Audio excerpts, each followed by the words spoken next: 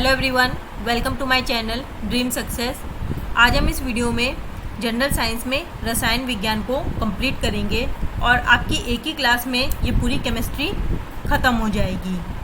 अगर आपको गाइस ये वीडियो अच्छा लगे तो प्लीज़ सब्सक्राइब माय चैनल, और अगर आपको इस वीडियो का PDF चाहिए तो अपनी मेल ID कमेंट बॉक्स में ड्रॉप कर दीजिएगा, उसमें मैं आपको इसका PDF शेयर कर दूँगी। और मैंने इससे पहले वाले वीडियो में फिज़िक्स को कंप्लीट किया है, अगर आप चाहें तो इसका वीडियो भी देख सकते हैं। तो चलिए इसको स्टार्ट करते हैं। एक सेकेंड।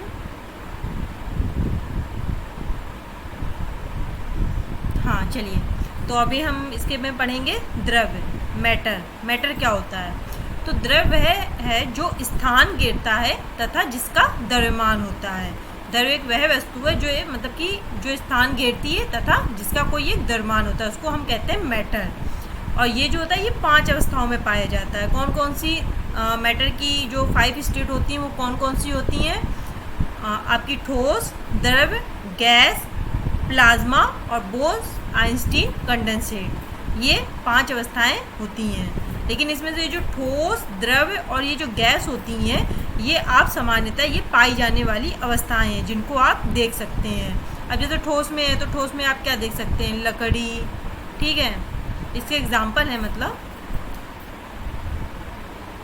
लकड़ी, कोयला, ठीक है, ये सब ठोस है। द्रव्य में आप जानते ही हैं मिल्क, ठीक है, वाटर, कई सारे एग्जाम्पल आपको द्रव्य में मिल जाएंगे। गैस आपको पता ही है, नाइट्रोजन, ऑक्सीजन, ठीक है, ये सब गैस होती हैं। तो ये जो आप जनरली अपने एनवायरनमेंट में देखते हैं इन तीन अवस्थाओं को।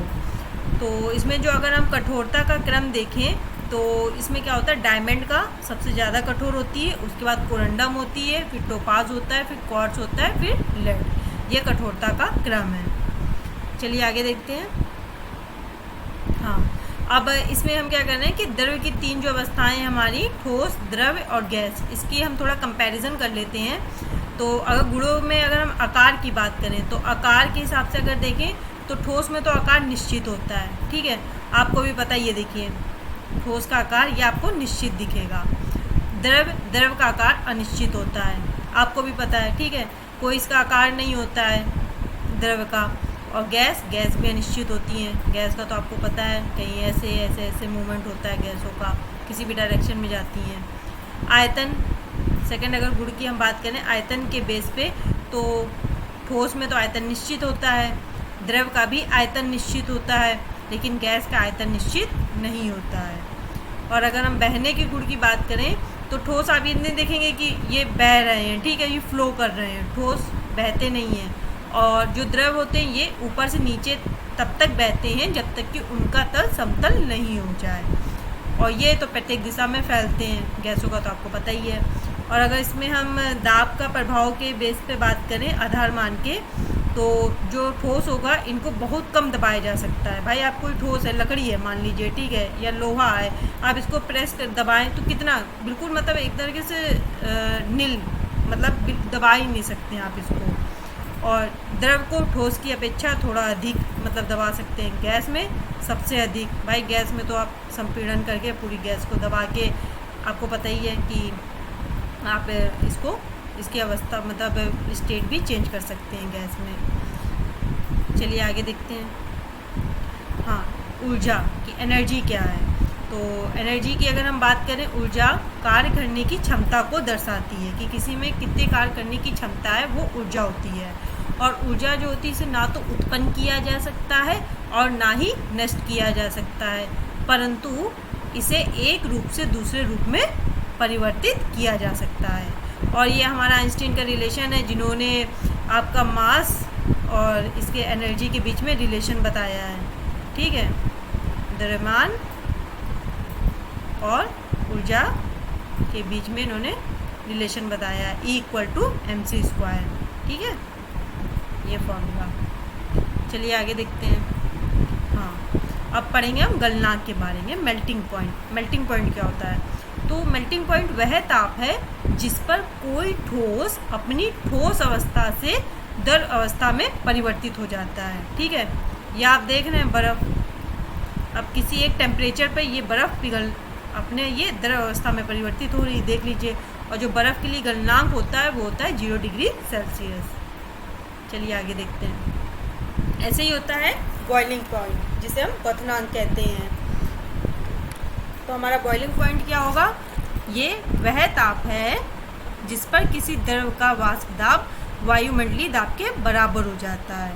और सामान्यतः ऊंचाई पर जाने पर, जब ऊंचाई पर जानते हैं तो जो बॉइलिंग पॉइंट क्वथनांक होता है वो कम हो जाता है।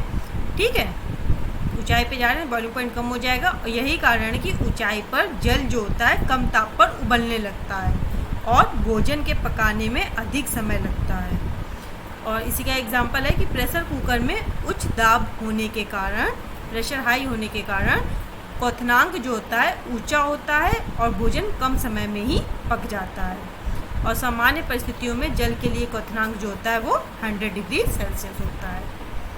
चलिए नेक्स्ट देखते हैं। इवेपोरेशन, वाष्पीकरण क्या होता है? ठीक है, तो वाष्पीकरण वह प्रक्रिया है जिसमें कोई भी द्रव अपने क्वथनांक से कम किसी भी तापमान पर वाष्प में परिवर्तित हो जाता है। ठीक है, वेपर में कन्वर्ट हो जाता है। और जो इवेपोरेशन है इससे ठंडक उत्पन्न होती है। यही कारण है कि हाथ पर जब स्पिरिट अथवा ईथर डालने पर ठंडक महसूस होती है। ये इसका एग्जाम्पल है। ठीक है, ये इसका एग्जाम्पल है। चलिए आगे देखते हैं। हाँ, सब्लिमेशन, ये एग्जाम में काफ़ी पूछा जाता है। ठीक है, ऊर्ध्वपातन, तो इस वजह से इसकी ये सब हम डेफिनेशन देख रहे हैं। ऊर्ध्वपातन क्या? यह वह प्रक्रिया है जिसमें कोई पदार्थ बिना द्रव में परिवर्तित हुए अपनी ठोस अवस्था से वाष्प अवस्था में परिवर्तित हो जाता है। ये ठोस अवस्था में से वाष्प अवस्था में परिवर्तित हो जा रहा है और बिना द्रव में, बीच में मतलब कोई ऐसी स्टेट नहीं है कि ये द्रव में चेंज हो रहा है, ये डायरेक्टली इसमें चेंज हो रहा है। और इसका जो प्रयोग है वो ऊर्ध्वपातन, मतलब वे पदार्थ जो ऊर्ध्वपातित होता है, जैसे अब इसके एग्जांपल देखिए, कपूर, नेफ्थलीन, अमोनियम क्लोराइड, ठीक है, को अन्य पदार्थों से पृथक करने के लिए किया जाता है। ये देखिए कपूर। ठीक है, चलिए आगे देखते हैं। हाँ, अब इस डायग्राम से देखिए आप बहुत अच्छे से समझेंगे कि मान लीजिए ठोस कोई वस्तु है। ठीक है, ये तो हमारी मान लीजिए गैस है। ठीक है, ये मान लीजिए हमारा द्रव्य है। ठीक है, ये कोई हमारा द्रव्य है। अब देखिए ठोस, अभी हमने क्या बात करी कि ठोस से अगर हम द्रव्य की, ठीक है, संगलन, ठोस से अगर हम द्रव्य में जा रहे हैं तो संगलन हो रहा है। ठीक है, और द्रव्य से अगर हम गैस में आ रहे हैं तो वाष्पीकरण हो रहा है। ठीक है, ये देखिए,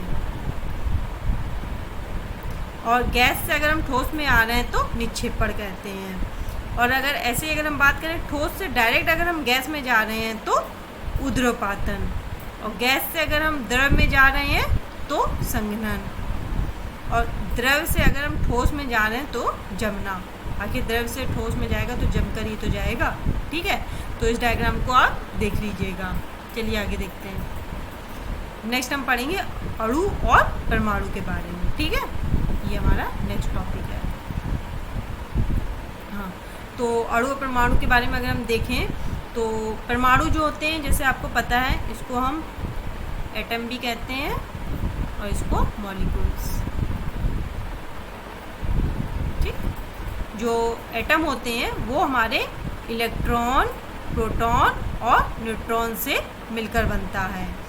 जो अणु होते हैं ये अणु हमारे परमाणुओं से मिलकर बनते हैं। ये जो परमाणु हैं इन्हीं से मिलकर बनते हैं। जो हमारे परमाणु हैं ये अविभाज्य हैं, इनको विभाजित नहीं किया जा सकता, जबकि इन्हें विभाजित किया जा सकता है। ये जो होते हैं परमाणु, ये रासायनिक क्रियाओं में भाग लेते हैं, और ये अणु जो होते हैं रासायनिक क्रियाओं में भाग नहीं लेते हैं। परमाणु को उत्पन्न नहीं किया जा सकता है, जबकि अणु को उत्पन्न किया जा सकता है, अर्थात इसे बनाया जा सकता है। यह अविनाशी कार्यकारी कण है, मतलब जैसा अविभाज्य आपको पता है, और इसका विनाश संभव है। परमाणु हमारे नष्ट या विघटित नहीं होता है, वही जो हमारा ऊपर लिखा, और यह रासायनिक क्रियाओं में विघटित हो जाता है। और अगर हम अणु की बात करें, परमाणु की बात करें, तो इससे एग्जांपल अगर हम देखें, आयरन, ठीक है, Fe, सोना, Au, चांदी, Ag। और जबकि अणु की बात करें तो ये जैसे परमाणुओं से ही मिलकर बना है, तो देखिए H के 2 और ये O, ठीक है, ये मिलकर ऑक्सीजन का एक मिलके जल बना रहे हैं। अमोनिया में ये नाइट्रोजन का और हाइड्रोजन के 3 ये आपके परमाणु मिलके आपके अमोनिया बना रहे हैं। कार्बन डाइऑक्साइड का ऐसे CO2। ठीक, चलिए नेक्स्ट देखते हैं। आगे हम पढ़ेंगे पदार्थ के बारे में, मैटर क्या होता है। तो पदार्थ को अगर हम इस डायग्राम से समझें तो जैसे को आपको पता है, इससे पहले भी हमने देखा पदार्थ क्या होते हैं, ठोस, द्रव, गैस। इनको अगर 2 पार्ट में डिवाइड करें पदार्थों को, तो एक को शुद्ध में कर देंगे, एक को मिश्रण के रूप में। शुद्ध पदार्थ और मिक्सचर, इसका कोई नियत संगठन नहीं है। शुद्ध पदार्थ में भी अगर हम आगे डिवाइड करें तो 2 में डिवाइड करेंगे, एक होता है तत्व, एक होता है यौगिक। ऐसे मिक्सचर में अगर हम डिवाइड करें तो एक होगा समांगी, एक होगा विषमांगी। ये होगा होमोजीनियस, ये होगा हेट्रोजीनियस। ठीक है, अगर हम तत्व एलिमेंट हुआ, ये हमारा कंपाउंड होगा यौगिक। ठीक है, तो अगर हम तत्व की बात करें तो जो एलिमेंट होते हैं वो हमारे सरल पदार्थों में विभक्त नहीं किए जा सकते हैं। ठीक है, यौगिक जो होते हैं इनका नियत संगठन रासायनिक या वैद्युत रासायनिक प्रतिक्रिया द्वारा घटक तत्वों में विघटित किया जा सकता है। तत्व की अगर हम एग्जाम्पल की बात करें तो कॉपर, ऑक्सीजन, ठीक है, लोहा, हाइड्रोजन, पारा, ठीक है, ये हैं। और इसके यौगिक की बात करें तो जल, H2O, मीथेन, CH4, चीनी, नमक, NaCl, ठीक है, ये यौगिक के एग्जाम्पल हैं। और अगर यहाँ मिक्सचर की बात करें, समांगी में आप जानते हैं समान संगठन, विषमांगी नाम ही से पता चल रहा है असमान संगठन। अगर हम समांगी की एग्जाम्पल की बात करें तो जल में चीनी, ठीक है, और जल में नमक या कार्बन डाइऑक्साइड में सल्फर, जल तथा अल्कोहल, ये समान संगठन। असमान संगठन की बात करें बालू तथा नमक, चीनी तथा नमक, ये लकड़ी, ठीक है, रक्त, ये सब हमारे विषमांगी के एग्जाम्पल हैं। चलिए आगे देखते हैं। हाँ, तो वही डायग्राम है जैसे हमने बताया। स्टेट को हम, ये हमारी ठोस, द्रव, गैस, और इसमें जो रासायनिक वर्गीकरण के हिसाब से ये शुद्ध पदार्थ, मिक्सचर में भी तत्व, यौगिक। अब इसी में आगे तत्व को अगर हम डिवाइड करें तो धातु, अधातु, उपधातु में डिवाइड करेंगे। यौगिक को कार्बनिक और अकार्बनिक, ऐसे मिक्सचर को समांगी, विषमांगी, जो हमने पहले ही देखा है। ठीक है, चलिए आगे देखते हैं। हाँ, तो अगर हम एलिमेंट्स देखें, तत्व क्या होते हैं, तो केवल एक ही प्रकार के परमाणु उपस्थित होता है। और अभी तक जो ज्ञात है उनकी संख्या 118 है, और जिसमें से जो 94 हमारे तत्व हैं वो प्राकृतिक, नेचुरल हैं, और जो कमरे के ताप पर द्रव हैं। ठीक है, एलिमेंट्स जो ऐसे हैं, ये एग्ज़ाम में पूछा जाता है, इंपॉर्टेंट है। तो इसका एग्जाम्पल होता है पारा और ब्रोमीन। ठीक है, ये आप याद रखिएगा। जो द्रव होते हैं रूम टेम्परेचर पर, कौन से ऐसे तत्व होते हैं। और अगर भूपट्टी में इनकी उपस्थिति का क्रम देखा जाए तो ऑक्सीजन सबसे ज़्यादा, उसके बाद सिलिकॉन, फिर एल्यूमिनियम, फिर लोहा, फिर कैल्शियम, फिर सोडियम।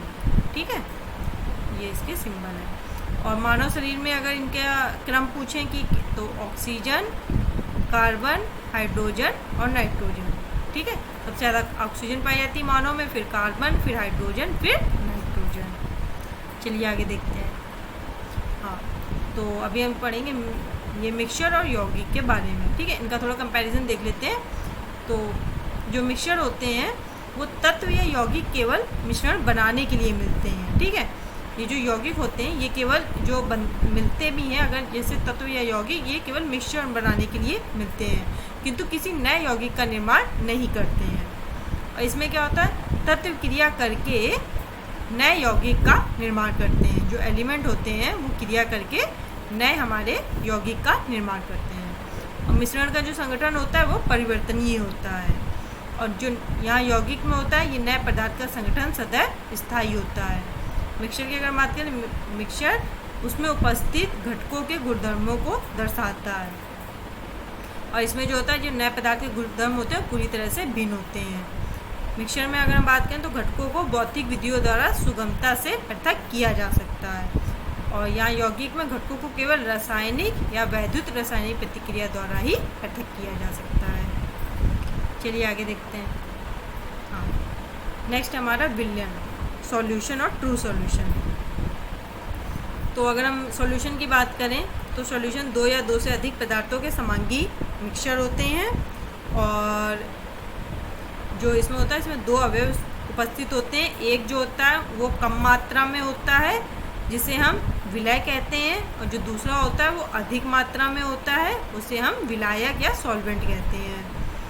और इसमें जो होता है विलय के कणों का जो आकार होता है बहुत ही छोटा होता है कि इन्हें नग्न आँखों द्वारा भी आप नहीं देख सकते हैं। और विलयन जो होता है अपने में से गुजरने वाले प्रकाश पुंज को प्रकीर्णित नहीं कर सकते। ठीक है, ये सॉल्यूशन होता है। अभी आगे हम इसको डायग्राम से समझेंगे। और जो सॉल्यूशन होता है उसमें अवयवों को छानकर पृथक नहीं किया जा सकता है। उदाहरण जैसे चीनी है, अगर आप वाटर में चीनी मिला दें तो क्या उसके बाद आप इसको अलग कर लेंगे? नहीं अलग कर सकते। और ऐसे ही आपका आयोडीन टिंचर, ठीक है, अर्थात आयोडीन का अल्कोहल में विलयन जो होता है। और वायु युक्त पेय पदार्थ जैसे सोडा वाटर, वायु मिश्र धातुएं आदि, ये इसके एग्जाम्पल हैं। चलिए आगे देखते हैं। हाँ, निलंबन क्या होता है? ठीक है, उधर हमने पढ़ा सॉल्यूशन, अभी हम पढ़ रहे हैं सस्पेंशन। तो जो हमारा सस्पेंशन होता है ये एक विस्मांगी मिश्रण है, और इसमें जो निलंबन के कणों को नंगी आँखों से देखे जा सकते हैं ये, और ये निलंबित कर प्रकाश की किरण को फैला देते हैं जिसका उसका मार्ग दृष्टिगोचर होता है। ये अगर सस्पेंशन है और इसमें से अगर हम लाइट करेंगे तो ये इसको फैला देगा। और आगे लिखा है, इसका एक एग्जांपल देखें तो आटे तथा पानी का मिश्रण, ठीक है, तेल तथा पानी का मिश्रण, चौक तथा पानी का मिश्रण, और हवा में धूल कणों का मिश्रण, ये इसके एग्जाम्पल है। नेक्स्ट हम पढ़ेंगे कोलाइड। ठीक है, कोलाइडल क्या है? यह एक विस्मांगी मिश्रण है। इसके कण इतने छोटे होते हैं कि ये आँखों से दिखाई नहीं देते हैं, लेकिन कोलाइड के कण इतने बड़े होते हैं कि वे प्रकाश को फैला देते हैं जिसमें प्रकाश का मार्ग दृष्टिगोचर होता है। एग्जाम्पल दूध, शेविंग क्रीम, जेल इत्यादि। ये देखिए क्रीम, दूध, धूल, ठीक है, ये कोलाइड के एग्जाम्पल हैं। चलिए आगे देखते हैं। हाँ, तो ये देखिए ये सॉल्यूशन है, ठीक है, ये आपका सस्पेंशन है, ये आपका कोलाइड का है। इसमें देखिए ये वाटर में हम यहाँ नमक डाल रहे हैं, यहाँ पे हमने वाटर में क्या किया? आटा डाल दिया, ठीक है, ये हमारा मिल्क हो गया कोलाइड का। ठीक, और अगर यहाँ पे ये जो होते हैं सॉल्यूशन, सस्पेंशन, कोलाइड, ये टिंडल इफेक्ट के, इसमें हम पढ़ते हैं कि टिंडल इफेक्ट क्या होता है। तो ये देखिए लाइट सोर्स है, इसमें से अगर हम लाइट को पास करेंगे इसमें लाइट नहीं दिख रही, जबकि इसमें इसने लाइट को फैला दिया, इसमें भी फैला दिया। तो लाइट जो बीम में देखिए नॉट विजिबल, दिखाई नहीं दे रही, इसमें विजिबल, इसमें भी विजिबल। सॉल्यूशन में विजिबल नहीं है, जबकि कोलाइड और सस्पेंशन में विजिबल है। चलिए आगे देखते हैं। हाँ, ये कुछ इन्हीं तीनों का डिफरेंस में एक टेबल के रूप में है, ठीक है, सॉल्यूशन, सस्पेंशन और कोलाइडल का क्या डिफरेंस है। तो जैसे सॉल्यूशन आपको पता है समांगी मिश्रण है, और आपका सस्पेंशन और ये आपका विस्मांगी मिश्रण है, और कोलाइडल दिखता जरूर समांगी परंतु ये होता है विस्मांगी। और इसमें जो आपका सॉल्यूशन में कणों का जो आकार होता है वो बहुत ही छोटा होता है, ठीक है, 10⁻⁹ मीटर इसका जो व्यास के बारे में अगर हम बात करें, और इसको आप आँख से नहीं देख सकते हैं। जबकि इसमें जो आकार होता है वो बहुत बड़ा होता है, अप्रॉक्स 100 नैनोमीटर। और इसमें विलय के आकारों का आकार विलयन के कणों से बड़ा परंतु निलंबन के कणों से छोटा होता है, ठीक है। जो कोलाइड में क्या होता है, ये आपका विलयन से तो बड़ा होगा इसमें आकार, लेकिन आपका निलंबन से छोटा होता है, ठीक है, ये इसका। और इसमें क्या होता है, यह फिल्टर पेपर से गुजर जाता है सॉल्यूशन, यह फिल्टर पेपर से नहीं गुजरता है। सस्पेंशन आपका सस्पेंशन आपका फिल्टर पेपर से नहीं गुजरता, और कोलाइडल आपका फिल्टर पेपर से गुजर जाता है। नेक्स्ट अगर हम डिफरेंस की बात करें, सॉल्यूशन जो होता है ये एक स्थायी है तथा इसके विलय पृथक नहीं होते हैं, ठीक है, और छानन विधि द्वारा विलय के कणों को पृथक नहीं किया जा सकता है। और सस्पेंशन की अगर हम बात करें तो ये एक अस्थायी है, और तथा इसके कण कुछ समय बाद तली पर जमा हो जाते हैं, और छानन विधि द्वारा इस कणों को मिश्रण से अलग कर लिया जाता है। और कोलाइडल में अगर हम बात करें, यह एक स्थायी विलयन है जिसमें विलय पृथक नहीं होते हैं, इसलिए छानन विधि द्वारा विलय को कणों को पृथक नहीं किया जा सकता, ठीक है, नहीं किया जा सकता। चलिए आगे देखते हैं। नेक्स्ट हम पढ़ेंगे गैसों के नियम कि कौन कौन से होते हैं, ठीक है। बॉयल्स लॉ, चॉल्स लॉ, ये सब हम पढ़ेंगे। देखिए गैस के नियम में अभी बॉयल नियम पहला। तो इसमें क्या होता है, किसी बंद तंत्र में स्थिर ताप पर, जिसमें टेम्परेचर आपका कांस्टेंट है, और किसी गैस के दाब तथा आयतन के व्युत्क्रम संबंध को दर्शाता है, ठीक है। इनके ये देखिए, इसका गणितीय रूप देखें तो PV = K, या P, जहाँ P आपका दाब है तंत्र का, V आपका गैस का आयतन है, K के स्थिरांक है, तंत्र के दाब तथा आयतन का गुणांक, ठीक है। ये इसका इक्वेशन है। चलिए आगे देखते हैं। ऐसे ही चॉल्स लॉ क्या होता है कि इसमें क्या होता है, स्थिर दाब होता है, इसमें आपका दाब कांस्टेंट होता है, ठीक है। किसी आदर्श गैस के निश्चित भार का आयतन, ठीक है, आयतन उस गुणांक के द्वारा घटता या बढ़ता है जिसके द्वारा उसका ताप परम ताप पैमाने पर परिवर्तित होता है, ठीक है, इसके परिवर्तित होता है। देखिए, और इसको निम्न प्रकार से लिखते हैं, यहाँ पे इस तरह से लिखते हैं, और जो V होता है गैस का आयतन होता है, T आपका परम ताप होता है, और चॉल्स नियम के अगर अनुप्रयोग देखें तो हाइड्रोजन के गुब्बारे का फटना और रोटी का बनना, इसके ये उपयोग हैं। चलिए आगे देखते हैं।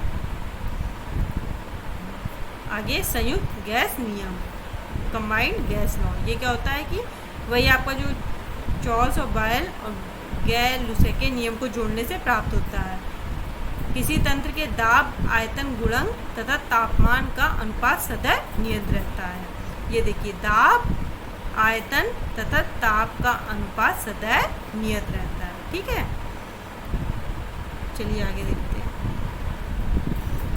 नेक्स्ट हमारा कौन सा नियम है, ग्राहम का विसरण नियम। इसमें क्या है, किसी गैस के विसरण की दर उसके अणु भार के वर्गमूल के व्युत्क्रमानुपाती होती है, ठीक है। देखिए, किसी ये गैस 1 है, ये गैस 2 है, जिसकी दर 1 है, और इसकी ये गैस जो दूसरी है उसकी दर 2 है, और इसमें ये इसके अणु भार के M2/M1 के व्युत्क्रमानुपाती होती है। दर 1 जो होगी वो 1/, आपका जो अनुक्रमानुपाती होती है 1/, ये आपकी M1 व्युत्क्रमानुपाती होती है, ठीक है। जहाँ दर 1 है प्रथम गैस के विसरण की दर है, और जो दर 2 है द्वितीय गैस के विसरण की दर है। M1 ऐसे ही गैस 1 का अणु भार है, M2 जो गैस 2 का अणु भार है। चलिए आगे देखते हैं। आदर्श तथा वास्तविक गैसें, आइडियल एंड रियल गैसें। आदर्श गैसें जो होती हैं वो ताप तथा दाब की सभी परिस्थितियों में गैस नियमों का पालन करती हैं, जैसे ऑक्सीजन। वास्तविक गैस क्या होती हैं, जो केवल उच्च ताप व कम दाब पर गैस नियमों का पालन करती हैं, वो हमारी होती हैं वास्तविक गैसें। चलिए आगे देखते हैं। क्रांतिक ताप क्या होता है, क्रिटिकल टेम्परेचर।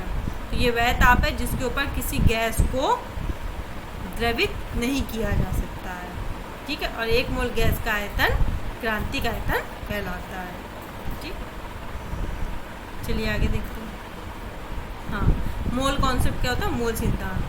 तो अगर हम इसके में देखें तो ये कार्बन का जो 12 है कि 12 ग्राम में उपस्थित अणुओं की संख्या 1 मोल कहलाती है, अर्थात जो 1 मोल होता है उसमें जो होता है 6.022 × 10⁻23 अवोगाद्रो संख्या इसके इक्वल होती है। इसको ये इंपॉर्टेंट है, इसको याद रखिएगा, ठीक है। 6.022 × 10⁻23। तो और अगर हम 1 मोल परमाणु की बात करें तो 1 ग्राम परमाणु के इक्वल होता है, ठीक है, ये देखिए। और ऐसे 1 मोल अणु की अगर हम बात करें तो 1 ग्राम अणु के बराबर होता है, ग्राम अणु बार, जिसमें 6.022 × 10⁻23 अणु होते हैं। ये देखिए, यहाँ परमाणु है, यहाँ अणु है, ऐसे ये आयन है, ठीक है। और परमाणु के मोलों की अगर हम संख्या की बात करें, परमाणु के मोलों की संख्या क्या होती है, तो भार अपॉन परमाणु भार, ठीक है। ऐसे ही अगर हम अणु के मोलों की संख्या की बात करें तो भार अपॉन अणु भार, ठीक है। ये फॉर्मूला याद रखिएगा। चलिए आगे देखते हैं। आगे हम पढ़ेंगे परमाणु संरचना के बारे में, एटॉमिक स्ट्रक्चर। तो परमाणु संरचना क्या होती है हमारी, तो एलिमेंट्स ऑफ एटम की अगर हम बात करें तो इसमें इलेक्ट्रॉन, प्रोटॉन तथा न्यूट्रॉन होते हैं। ये देखिए, ये कोई हमारा एटम है जिसमें ये देखिए ये न्यूक्लियस है, ठीक है। यहाँ हमारा इलेक्ट्रॉन है जो बाहरी ये ऑर्बिट में है, ठीक है। तो यहाँ में हमारा इलेक्ट्रॉन, प्रोटॉन तथा न्यूट्रॉन है और परमाणु में एक केंद्रीय नाभिक न्यूक्लियस है। ये देखिए ये न्यूक्लियस है जो ऋणावेशी इलेक्ट्रॉनों के द्वारा घिरा रहता है। ये देखिए इलेक्ट्रॉन इसके आसपास चक्कर लगा रहे हैं, ठीक है। अगर हम इसकी बात करें इलेक्ट्रॉन, प्रोटॉन और न्यूट्रॉन, इलेक्ट्रॉन का जो प्रतीक होता है वो ई होता है, प्रोटॉन का पी, न्यूट्रॉन का एन। इलेक्ट्रॉन में -1 जो इकाई ऋणावेश होता है, प्रोटॉन में +1 इकाई धनावेश होता है, न्यूट्रॉन 0 उदासीन होता है, इसमें कोई आवेश नहीं होता है। इलेक्ट्रॉन की खोज आपकी सर जे थॉमसन ने 1897 में की थी। प्रोटॉन की खोज गोल्डस्टीन ने 1886 में की थी और न्यूट्रॉन की खोज चैडविक ने 1932 में की थी। इलेक्ट्रॉन कहाँ पाया जाता है? ये नाभिक के बाहर कक्षाओं में पाया जाता है। प्रोटॉन कहाँ पाया जाता है? ये नाभिक में पाया जाता है। न्यूट्रॉन भी आपका नाभिक में पाया जाता है। अगर द्रव्यमान की बात करें ग्राम में तो क्या होगा? एक इलेक्ट्रॉन जो होता है ये 9.10 इंटू 10⁻⁻28 ग्राम के बराबर होता है। प्रोटॉन ऐसे 1.67 इंटू 10⁻24। ठीक है, बात की रीजन इतनी इंपॉर्टेंट नहीं है। 1.67 न्यूट्रॉन का होता है -10⁻24। ठीक है, चलिए आगे देखते हैं। नेक्स्ट हमारा कैथोड रेज, कैथोड किरणें। तो कैथोड किरणों की खोज जे थॉमसन ने की थी और ये कैथोड से उत्पन्न होती हैं तथा सीधी रेखा में चलती हैं और ये जो होती हैं अपने पथ में रख के हल्के पहिए में गति उत्पन्न कर देती हैं, जिससे ज्ञात होता है कि ये कणों से बनी होती हैं। ये ऋणावेशित होती हैं तथा एक्स किरणें उत्पन्न करती हैं। आगे देखते हैं एनोड। एनोड की खोज गोल्डस्टीन ने की थी। इन्हें धन किरणें भी कहते हैं। ये धनावेशित कणों जिन्हें प्रोटॉन कहते हैं की बनी होती हैं। ठीक है, और इनका वेग कैथोड किरणों की अपेक्षा कम होता है। चलिए आगे देखते हैं। नेक्स्ट हम पढ़ेंगे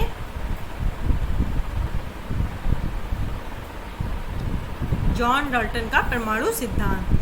क्या है जॉन डाल्टन का? ठीक है, तो इसमें अगर हम देखें तो सन 1808 में अंग्रेज वैज्ञानिक जॉन डाल्टन ने अपना परमाणु सिद्धांत प्रस्तुत किया और सिद्धांत के अनुसार जो प्रत्येक पदार्थ बहुत छोटे छोटे कणों से मिलकर बनता है, जिसे हम एटम कहते हैं। और जो परमाणु होता है वो अविभाज्य होता है और एक ही तत्व के सभी परमाणु आकार, भार तथा अन्य गुणों में समान होते हैं, किंतु दूसरे तत्व के परमाणुओं से भिन्न होते हैं। फिर क्या है? परमाणुओं को ना तो नष्ट किया जा सकता है और ना ही बनाया जा सकता है। परमाणु सरल पूर्णांक अनुपात में संयुक्त होते हैं। लेकिन ये जॉन डाल्टन का जो था ये वाला सिद्धांत आगे चल के थोड़ा फेल हुआ, क्योंकि ये इन्होंने कह दिया था परमाणु अविभाज्य होता है, जबकि आगे हम देखेंगे परमाणु विभाज्य होता है। चलिए आगे देखते हैं।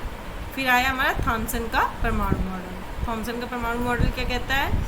ये इन्होंने 1891 से 1897 तक अपने प्रयोगों द्वारा सन 1898 में जे थॉमसन ने यह बताया कि परमाणु एक समान आवेशित गोला होता है। ठीक है, ये इन्होंने बोला जिसमें धनावेश समान रूप से वितरित होता है। ये देखिए, ठीक। और इस मॉडल की महत्वपूर्ण बात यह है कि इसमें परमाणु का द्रव्यमान पूरे परमाणु पर समान रूप से बटा हुआ माना गया है। जैसे प्लम पुडिंग, इसे प्लम पुडिंग भी कहा गया, तरबूज मॉडल भी कहा गया, रेजिन पुडिंग भी कहा गया। ठीक है, और इस मॉडल का नाम जैसे देखिए लिखा है कि तरबूज मॉडल इसलिए रखा गया क्योंकि इसमें मॉडल में परमाणु का धनावेश पुडिंग या तरबूज के समान माना गया। ये जो परमाणु ये देखिए, ठीक है, इसको तो हमने परमाणु कह दिया और इसमें जो इलेक्ट्रॉन है इसमें प्लम अथवा बीज की तरह उपस्थित है। ये देखिए, ये जो इसके बीज हैं ये हमने बोल दिया ये इलेक्ट्रॉन है। ठीक है, और चलिए ये हुआ हमारा थॉमसन का परमाणु मॉडल। चलिए आगे देखते हैं। तो इसमें देखिए जो रेड वाला पार्ट है इसको पॉजिटिव चार्ज कह दिया। ये तो हमारा मान लीजिए ये ब्लैक वाला पार्ट इसमें इलेक्ट्रॉन कह दिया। इसमें तो आपको दिख ही रहा है। ठीक है, ये एटम मॉडल, ये वाटरमेलन तरबूज की तरह है। आगे देखते हैं। चलिए फिर आया हमारा रदरफोर्ड का परमाणु मॉडल। इन्होंने क्या किया? इन्होंने कुछ एक एक्सपेरिमेंट किया। ठीक, देखते हैं क्या इन्होंने एक्सपेरिमेंट किया कि रदरफोर्ड ने सोने की 100 नैनोमीटर की पतली पन्नी पर अल्फा किरणों की बौछार की। ये देखिए, ये सोने की एक चादर है, ये इन्होंने अल्फा किरणों की इसमें बौछार करी और सोने की पन्नी के चारों ओर फोटोग्राफिक प्लेट लगाई। ये देखिए, ये एक प्लेट है फोटोग्राफिक, ठीक है, जो प्रतिदित पदार्थ से लेपित थी, मतलब जिसमें जिंक सल्फाइड की इसको लेप कर दिया गया था।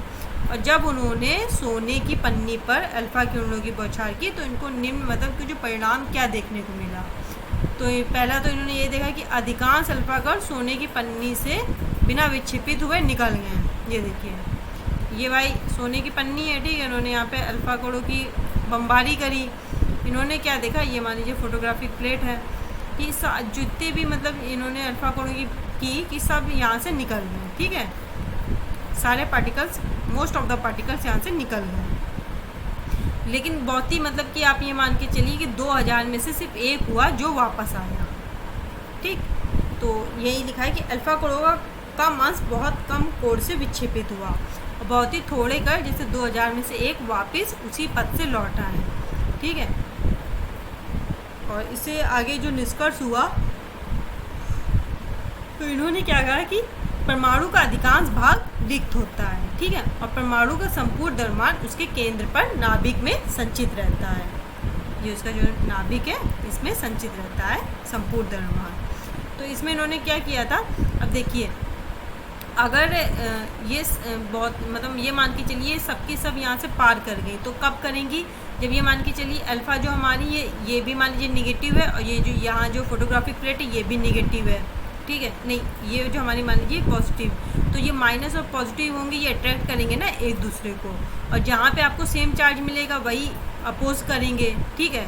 तो जो मान लीजिए जहाँ पे इसको एक माइनस वाला चार्ज मिला तो उसी ने उसको वहाँ पे अपोज कर दिया, जो एक दो मतलब कण जो वापस आए हैं, ठीक है। तो ये उसी पे इन्होंने यही कहा कि परमाणु जो होता है उसका संपूर्ण द्रव्यमान उसके केंद्र पर नाभिक में संचित रहता है। चलिए आगे देखते हैं। नेक्स्ट हम पढ़ेंगे परमाणु भार और परमाणु संख्या। एटॉमिक मास, इसको कहेंगे एटॉमिक नंबर। तो अगर इसका अगर हम यही फार्मूला ही सिर्फ देख लें कि एटॉमिक भार क्या होता है, प्रोटॉनों की संख्या प्लस न्यूट्रॉनों की संख्या, इसको हम ए से भी लिखते हैं। और जो हमारी एटॉमिक मास क्या होता है, ये होती है प्रोटॉनों की संख्या इक्वल टू इलेक्ट्रॉनों की संख्या, ठीक है।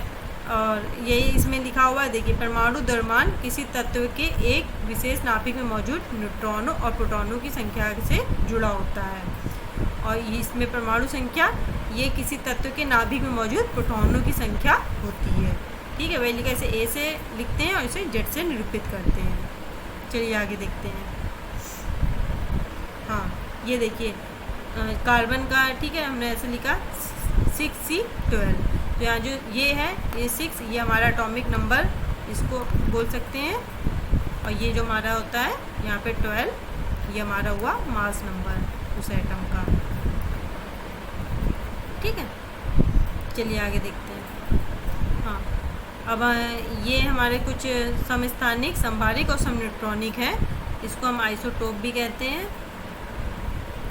इसको आइसोबार और इसको आइसो न्यूट्रॉनिक, आइसोटोन भी कहते हैं, मतलब इसको आइसोटोन, ठीक है। तो यहाँ पे आइसो का मतलब होता है समान, ठीक है, आइसो का मतलब होता है समान। तो आइसोटोप में देखिए इसमें क्या होता है, परमाणु क्रमांक समान होते हैं। आइसोबार में क्या होता है, आपका परमाणु भार समान होता है।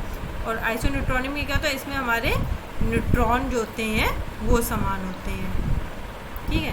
परमाणु क्रमांक समान नहीं होंगे, ना परमाणु भार, ये भी भिन्न भिन्न होते हैं, लेकिन जो न्यूट्रॉन होते हैं वो सेम होते हैं। और ये आइसोटोप की बात करें तो एक ही तत्व के ये विभिन्न परमाणु होते हैं। आइसोबार आपके संभारिक भिन्न भिन्न तत्वों के परमाणु होते हैं, और समन्यूट्रॉनिक ये भी भिन्न भिन्न तत्वों के परमाणु होते हैं। अगर देखिए इसके एग्जाम्पल की बात करें आइसोटोप की, तो देखिए हाइड्रोजन के जो हमारे 3 समस्थानिक हैं 1H1, 1H2, 1H3। परमाणु क्रमांक देखिए यहाँ भी 1 है, यहाँ भी 1 है, यहाँ भी 1 है। संभारिक की अगर हम बात करें, ये देखिए आर्सेनिक और ये कैल्शियम, ठीक है। 18 Ar40, यहाँ देखिए ये भी 40 है, ये 40 है, ये हमारा एटॉमिक मास हुआ। ये परमाणु जो हमारा भार है ये सेम है। सम न्यूट्रॉनिक, अगर हम न्यूट्रॉन कैसे निकालेंगे तो ये देखिए 12 में से 5 को ये न्यूट्रॉन निकालने का फॉर्मूला होगा, आप अपना एटॉमिक मास में से एटॉमिक नंबर माइनस कर दो, ठीक। तो वही है, एटॉमिक मास में से एटॉमिक नंबर माइनस किया। देखिए 12 में से 5 गया 7, यहाँ 6 थी 13 में से 6 गया 7, न्यूट्रॉनों की संख्या सेम हुई, तो ये हमारे हो गए सम न्यूट्रॉनिक।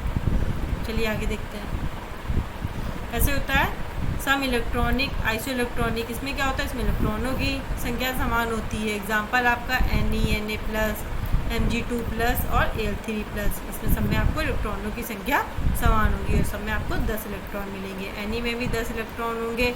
सोडियम में वैसे 11 होते हैं, प्लस साइन लगा है तो एक कम हुआ जिससे 10 हो गया, ठीक है। Mg2+, Mg का वैसे होता है एटॉमिक नंबर 12, लेकिन Mg2+ है, इसका मतलब आप 2 इसमें से माइनस कर दीजिए इलेक्ट्रॉन, इसमें हुआ 10 इलेक्ट्रॉन हो जाएंगे, ठीक है। ऐसे एल्युमिनियम का जो होता है एटॉमिक नंबर 13 होता है, लेकिन एल्युमिनियम 3+ लिखा है तो 13 में से 3 चले गए तो बचे 10। देखिए सब जगह 10 10 और 10, ये सब इलेक्ट्रॉन सेम है, इस वजह से ये हुआ आपका आइसो इलेक्ट्रॉनिक। चलिए आगे देखते हैं। नेक्स्ट हम पढ़ेंगे इलेक्ट्रॉनिक विन्यास, इलेक्ट्रॉनिक कॉन्फ़िगरेशन क्या होता है, ठीक है। तो इसकी जो देखिए किसी भी तत्व के परमाणुओं की कक्षाओं में जो परमाणु इलेक्ट्रॉनों को व्यवस्थित करने के क्रम को उस तत्व का इलेक्ट्रॉनिक विन्यास कहेंगे। मान लीजिए हमारा तत्व है, ठीक है। अब इसकी जो कक्षाएं हैं, इसमें जो इलेक्ट्रॉन होंगे वो कैसे मतलब व्यवस्थित होंगे, अरेंजमेंट इलेक्ट्रॉनों का, वो ये हमारा इलेक्ट्रॉनिक विन्यास होगा। देखिए सोडियम का जैसे अगर हम देखें इसको बनाएं तो इसका 281 आपने पढ़ा होगा। Mg का एटॉमिक नंबर होता है 12, इसको हम लिख सकते हैं 282, ठीक है। और ये इलेक्ट्रॉनिक विन्यास हो गया इसका। अभी आगे हम देखेंगे कैसे होता है। देखिए नेक्स्ट है संयोजी इलेक्ट्रॉन, ठीक है। तो ये उस इलेक्ट्रॉन को कहते हैं जो किसी परमाणु की बाह्यतम कक्षा में उपस्थित हो, और कोर इलेक्ट्रॉन हम उस इलेक्ट्रॉन को कहते हैं। देखिए संयोजी इलेक्ट्रॉन तो हम इसको कहते हैं जो बाहरी कक्षा में उपस्थित होते हैं, और एक होता है ये कोर इलेक्ट्रॉन, ये हम उस इलेक्ट्रॉन को कहते हैं जो परमाणु की भीतरी कक्षा में उपस्थित होते हैं। 2 टाइप के हो गए। अगर एग्जाम्पल आप देखिए तो जैसे Mg था, Mg का एटॉमिक मास हमने कहा 12, इसको हमने लिखा कैसे 282। अब ये देखिए ये तो बाहरी कक्षा में हो गया, तो ये तो हो गया हमारा संयोजी इलेक्ट्रॉन, ठीक है। ये इंटरनल जो मतलब कोर, अगर हम बोलें कि भीतरी कक्षा में हो गया ये 2 और 8, तो ये हमारे हो गए कोर इलेक्ट्रॉन, ठीक। वही ये यहाँ पे एग्जांपल भी एक दिया हुआ क्लोरीन का, ठीक है। क्लोरीन का होता है 17, इसको लिखते हैं 2 8 7। देखिए वही लिखा 7 जो हुआ बाह्यतम कक्षा में हुआ, तो ये हमारा हो गया संयोजी इलेक्ट्रॉन। चलिए आगे देखते हैं। फिर हमारा आता है बोरबरी योजना। बोरबरी योजना क्या थी, तो इस योजना के अनुसार अगर हम देखें तो किसी भी परमाणु के किसी भी कक्षा में इलेक्ट्रॉनों की अधिकतम संख्या 2n² होती है। ये फॉर्मूला याद रखिएगा। अब देखिए ये जो हमारी ये एक सेल है KLMN, ठीक है। K मान लीजिए 1, जिसको हम बोलते हैं, L को 2 3 और ये 4। अब इसमें अगर हम फॉर्मूला लगाएं 2n² का, n जो है ये सेल की जो संख्या है वो है, ठीक है। यहाँ पे भी अगर हम अभी इन सब का देखिए फॉर्मूला लगाएंगे, ठीक है। n की वैल्यू यहाँ 1 रखेंगे तो हो जाएगा 2 1²। ऐसे ही यहाँ n की वैल्यू 2 होगी, 2 2², ठीक है। यहाँ n की वैल्यू 3 ये वाली, यहाँ पे n की वैल्यू 4 कि मैक्सिमम इतने ही इलेक्ट्रॉन हो सकते हैं। इसको कैलकुलेट करो 2, यहाँ पे 8, यहाँ पे 18 और यहाँ पे 32, ठीक। मैक्सिमम इतने इलेक्ट्रॉन हो सकते हैं सेल में, तो वही है यहाँ लिखा है बोरबरी के अनुसार। और कोई भी परमाणु की जो सबसे बाहर कक्षा होती है उसमें 8 से अधिक इलेक्ट्रॉन नहीं रह सकते हैं, और कोई भी परमाणु की जो सबसे बाहर कक्षा से पहली वाली कक्षा है उसमें 18 से अधिक इलेक्ट्रॉन नहीं रह सकते हैं। ठीक है, चलिए आगे देखते हैं। नेक्स्ट हमारा हुंड का नियम। हुंड का नियम भी बहुत ही मतलब अगर हम इसको देखें सिंपल सी लैंग्वेज में, तो इसमें ये देखिए कि कक्षा में हम एक एक इलेक्ट्रॉन जब तक ना भर जाए तब तक इलेक्ट्रॉन युग्मित नहीं होंगे। ठीक है, अभी आप देखिए इसका क्या मतलब है कि ऑक्सीजन एग्जाम्पल के थ्रू देखते हैं। ऑक्सीजन का मान लीजिए 8 है। ठीक है, इसको हम कैसे लिख देंगे 2 to 4। ठीक है, और इसको अगर हम वैसे लिखें 1s2 इलेक्ट्रॉनिक विन्यास के थ्रू 2s2 2p4। ठीक है, सॉरी इसको लिखेंगे 2 और 6। ठीक, अगर देखिए अब यहाँ पे 1s2 के लिए अगर हम एक बॉक्स बनाएं, यहाँ 2s2 के लिए एक बनाएं और यहाँ 2p के लिए। ठीक है, तो ये 1s हो गया, ये 2s हो गया, ये 2p हो गया। ठीक है, p में हमारे ये 3 है। ठीक है, और 1s में 2 है तो सबसे पहले एक जाएगा उसके बाद दूसरा। ठीक है, 2s में से पहले एक जाएगा फिर दूसरा। अब 2p में 4 है तो पहले 1 2 3 फिर उसके बाद 4 अब भरना स्टार्ट होगा। तो वही लिखा है कि एक एक इलेक्ट्रॉन ना भर जाए तब तक इलेक्ट्रॉन युग्मित नहीं होंगे, कि पहले तो हमारे के सेल में एक एक भरेंगे। ठीक है, उसके बाद जब हमारे पास नहीं बचा तब हम इसको कपल इसका बनाना शुरू करेंगे। ठीक है, यहाँ ये नहीं होगा। ठीक, ये हुंड का नियम है पेयरिंग का मतलब। ठीक है, देखिए पेयरिंग का। चलिए आगे देखते हैं। नेक्स्ट हमारा हाव-बाउ प्रिंसिपल। हाव-बाउ का नियम क्या कहते हैं, तो हाव-बाउ शब्द लिखा एक जर्मन भाषा का प्रसिद्ध शब्द है। इसका अर्थ होता है निर्माण करना, बिल्डिंग अप। ठीक है, और हाव-बाउ के नियम के अनुसार ये परमाणुओं की उपकक्षाओं में इलेक्ट्रॉन ऊर्जा के बढ़ते हुए क्रम में भरे जाते हैं, और किसी उपकक्षा की ऊर्जा को हम n+l के नियम के आधार पर दर्शाते हैं। देखिए, जिस उपकक्षा के लिए n+l का मान कम होगा उसकी तो निश्चित ही उसकी ऊर्जा भी कम होगी, जिसमें इसका मान कम तो ऊर्जा भी कम। यदि किसी अवस्था में दो उपकक्षाओं के लिए n+ का मान समान होगा, n+1 का मान समान होगा, तो निश्चित है इलेक्ट्रॉन उस उपकक्षा में भरा होगा, और जिसके लिए n का मान न्यूनतम होगा, जिसके लिए यहाँ पे n का मान न्यूनतम होगा उसके में भरा जाएगा। ये देखिए, यह हाव-बाउ का नियम हमारा क्या होता है, ये देखिए ये डायग्राम है, आपने पढ़ा भी होगा 10th-12th में 1s 2s ऐसे। ठीक है, ये 2p 3s बनेगा, फिर 3p फिर 4s फिर 3d ये 4p 5s ऐसे सो ऑन। चलिए आगे देखते हैं। ये इसका क्रम देखिए इस टाइप से है। ठीक है, अब जैसे हाइड्रोजन था, हाइड्रोजन को 1s1 में, हीलियम का परमाणु क्रमांक 2 उसको 1s2, लिथियम का 3 है तो 1s2 2s1, बेरियम का 1s2 2s2, इस तरह से आप देख लीजिएगा। चलिए आगे देखते हैं। नेक्स्ट हम पढ़ते हैं रेडियो एक्टिविता। रेडियो एक्टिविता क्या होती है, देखिए रेडियो एक्टिविता की खोज हेनरी बैक्यूरेल ने की थी। ये एग्ज़ाम में पूछा जाता है, याद रखिएगा। ठीक है, और लेकिन इसमें जो रेडियो एक्टिविता शब्द जो होता है वो मैडम क्यूरी ने दिया था। खोज इन्होंने करी थी और शब्द जो था वो इन्होंने दिया था, मैडम क्यूरी ने। और ये वह प्रक्रम है जिसमें नाभिक स्वतः विघटित होता है, इसे गाइगर काउंटर की सहायता से मापा जाता है। और ये एक नाभिकीय प्रक्रम है, अतः बाह्य कारकों जैसे ताप, दाब आदि से अप्रभावित रहता है ये। ठीक है, उससे प्रभावित नहीं होता है। और इसमें अल्फा, बीटा तथा गामा किरणें कर उत्सर्जित होती हैं, और इसकी इकाई क्यूरी, बैक्यूरेल और रदरफोर्ड है। ठीक, इसकी जो यूनिट है वो क्यूरी, बैक्यूरेल और रदरफोर्ड है। चलिए आगे देखते हैं। जैसे अल्फा कण क्या होते हैं, तो अल्फा कण जो हमारे होते हैं धनावेशित हीलियम नाभिक है। ठीक है, इसमें +2 इकाई आवेश तथा 4u द्रव्यमान रहता है। इसकी भेदन क्षमता कम होती है परंतु आयनन क्षमता तथा गतिज ऊर्जा उच्च होती है। नेक्स्ट हमारा बीटा कण, तो बीटा हमारे ऋणावेशित इलेक्ट्रॉन है और ये -1 इकाई आवेश तथा 0 द्रव्यमान रखते हैं, और अल्फा किरणों की अपेक्षा अधिक हानिकारक होते हैं। इनकी भेदन क्षमता अल्फा किरणों से अधिक होती है और इनकी आयनन तथा गतिज ऊर्जा अल्फा किरणों की अपेक्षा कम होती है। ऐसे ही हमारा अगर हम अल्फा कणों की संख्या का फॉर्मूला बात करें तो इसमें होगा द्रव्यमान संख्या में परिवर्तन अपॉन 4, और बीटा कणों की संख्या क्या होता है फॉर्मूला 2α माइनस परमाणु क्रमांक में परिवर्तन। और यहाँ देखिए, अगर एक अल्फा कण का उत्सर्जन होगा तो उसमें परमाणु क्रमांक में 2 इकाई तथा द्रव्यमान संख्या में 4 इकाई की कमी होती है। और अगर एक बीटा कण उत्सर्जित होता है तो उसमें परमाणु क्रमांक 1 इकाई बढ़ जाता है, +1 एक बढ़ जाएगा, जबकि द्रव्यमान संख्या अपरिवर्तित रहती है। चलिए आगे देखते हैं गामा किरण। तो गामा किरण क्या होता है? ये विद्युत चुंबकीय विकिरण है। इसकी वेदन क्षमता उच्च होती है, आयनन क्षमता तथा गतिज ऊर्जा निम्न होती है और उत्सर्जित होने पर नाभिक आवर्त सारणी में स्थिति को प्रभावित नहीं करती है। चलिए आगे देखते हैं। ऐसे क्या, तो अर्धायुकाल क्या होता है? हमारा हाफ लाइफ पीरियड। ये वह समय है जिसमें कोई भी रेडियो एक्टिव पदार्थ अपनी मूल मात्रा का आधा रह जाता है।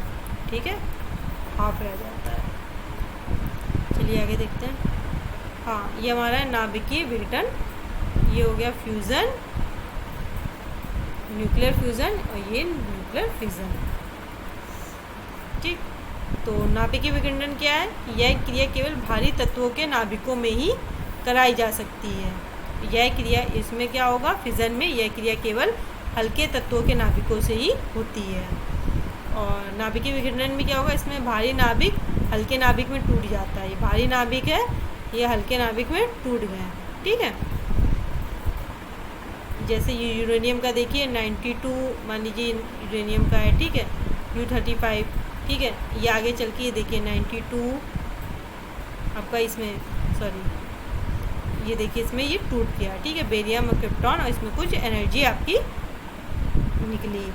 और नाभिकीय संलयन में बात करें तो इस क्रिया में हल्के नाभिक परस्पर संयोग करके भारी नाभिक बनाते हैं, जैसे ड्यूट्रॉन नाभिक का संलयन। ये जो फिजन होता है ना, ये जो हमारा सूर्य की ऊर्जा जो होती है, ये नाभिकीय संलयन पे ही वर्क करती है। देखिए 1s2 मिलके यहाँ पर 2He3 इन्होंने बनाया। इसके लिए आपको क्या होता है? नाभिकीय संलयन के लिए टेम्परेचर हाई और दाब हाई की ज़रूरत होती है। ठीक है, जबकि नाभिकीय विघटन समान ताप और दाब पर हो जाता है। चलिए आगे देखते हैं। ये देखिए, ये विघटन का एग्जाम्पल है, नहीं सॉरी, ये आपका संलयन का एग्जाम्पल है, ये वाला आपका विघटन का एग्जाम्पल है। ठीक है, यही आपके देखिए 4 हाइड्रोजन के 1H मिलके यहाँ पे एक आपका हीलियम का ये बना रहा है। ठीक है, ये 4 मिलके एक बना रहे हैं। तो यहाँ पे एक देखिए, ये यूरेनियम का था हमारे, ये बेरियम, क्रिप्टॉन, ये सब न्यूट्रॉन में ये विघटन हो गया इसका। चलिए आगे देखते हैं। ऐसे नाभिकीय रिएक्टर क्या होता है? तो ये वह यंत्र है जिसमें नियंत्रित नाभिकीय विघटन द्वारा विद्युत का उत्पादन किया जाता है। इसमें ईंधन, मंदक और न्यूट्रॉनों की गति को मंद करने के लिए, ठीक है, तथा नियंत्रण छड़ जो होती है वो न्यूट्रॉनों को अवशोषित करने के लिए उपस्थित होती है। और इसमें जो ये मंदक है ना, ये ग्रेफाइट तथा भारी जल D2O, ये न्यूट्रॉनों की गति को मंद करने के लिए यूज़ होता है। और इसमें जो द्रव सोडियम का प्रयोग शीतलक के रूप में, कूलेंट के रूप में किया जाता है। चलिए आगे देखते हैं। ये रेडियो समस्थानिकों को कुछ उपयोग है, एग्जाम में पूछा जाता है। कोबाल्ट 60 का उपयोग ये कैंसर के उपचार के लिए, फास्फोरस 32 ल्यूकेमिया के उपचार के लिए, कार्बन 14 ये प्रकाश संश्लेषण की गतिकी का अध्ययन करने के लिए। ठीक है, एग्जाम पॉइंट ऑफ व्यू से आप देख लीजिएगा। ऐसे रेडियो कार्बन डेटिंग, ये क्या होता है कि जो भी कार्बन युक्त पदार्थ होते हैं, जैसे लकड़ी, जंतु के जीवाश्म, इनकी आयु ज्ञात करने के लिए किया जाता है। ठीक है, ऐसे यूरेनियम डेटिंग क्या होता है? इसका प्रयोग पृथ्वी, खनिज तथा चट्टानों की आयु का निर्धारण के लिए किया जाता है। चलिए आगे हम पढ़ेंगे रासायनिक बंधन के बारे में। तो रासायनिक बंधन में अगर हम देखें तो मतलब केमिकल बॉन्ड जिसको हम बोलेंगे, बॉन्डिंग पढ़ेंगे इसमें, बॉन्डिंग। ठीक है, तो परमाणुओं के मध्य लगने वाला एक आकर्षण बल है।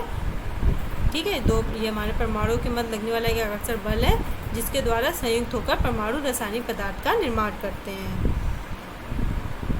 और जो निर्माण जो होता है तत्वों द्वारा अपने बाह्य कक्ष में 8 इलेक्ट्रॉन जो होता है, 8 इलेक्ट्रॉन पूरे करने के लिए किया जाता है, जिसे हम अष्टक नियम भी कहते हैं। चलिए आगे देखते हैं।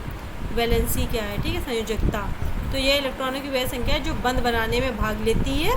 ठीक है, बॉन्ड बनाने में भाग लेती है, और इन्हें हम संयोजी इलेक्ट्रॉन भी कहते हैं। चलिए आगे देखते हैं। हाँ, अब ये देखिए, इसमें जो हाइड्रोजन है उसकी संयोजकता 1 है, कार्बन की 4 हुई। ठीक है, अब कार्बन का वैसे तो 6 होता है एटॉमिक नंबर, लेकिन इसको 4 में लिखेंगे तो यहाँ पे जो 4 हुई ये उसकी संयोजकता हो गई। सोडियम का ऐसे 11 होता है एटॉमिक नंबर, 281 के रूप में इसको लिखेंगे, जो 1 हो गई ये हमारी संयोजकता हो गई। आप ऐसे देख लीजिएगा। ठीक है, अगर हम संयोजकता हमें पता है, मान लीजिए 2 हमारे पास एलिमेंट है, एक ए है और एक बी है। ए की हमें बोल दिया कि इसकी संयोजकता 2 है। ठीक है, इसकी बोल दिया 3 है, और हमको बोल दिया इससे हम एक फार्मूला बनाएं। तो हम कैसे बनाएंगे, जो बी की संयोजकता वो ए में ऐसे लिखेंगे A3, और जो यहाँ पे ए की संयोजकता वो बी में लिखेंगे। ठीक है, ये हमारा फार्मूला बन जाएगा। ठीक है, तो ये वही चीज़ लिखी है, इसको देख लीजिएगा। चलिए आगे देखते हैं आयन क्या होते हैं। ठीक है, 2 प्रकार के आयन होते हैं, एक धन आयन और एक ऋण आयन। ठीक है, धन आयन जो होते हैं इसमें इलेक्ट्रॉनों की हानि से बनते हैं, और यह विद्युत आवेशित परमाणु हैं। अब देखिए जैसे Na है, Na का परमाणु क्रमांक 11। ठीक है, 2, 8, 1 हुआ। लेकिन अगर हम Na प्लस कर दें, ठीक है, तो इसमें क्या होगा, अब हमारे पास एक इलेक्ट्रॉन, इसको हम कम करेंगे तो बचा हमारे पास 10। ठीक है, तो यहाँ पे एक इलेक्ट्रॉन हम मतलब इसमें अब हुआ, इसके पास होंगे 10 इलेक्ट्रॉन। तो वही लिखा है कि ये धनायन इलेक्ट्रॉनों की हानि से बनते थे, कि एक हमने इलेक्ट्रॉन जब हटाया तो इसमें पॉजिटिव चार्ज आया। ठीक है, ऐसे ही अगर हम ऋण आयन की बात करें, ठीक, ये मान लीजिए क्लोरीन माइनस। ठीक है, तो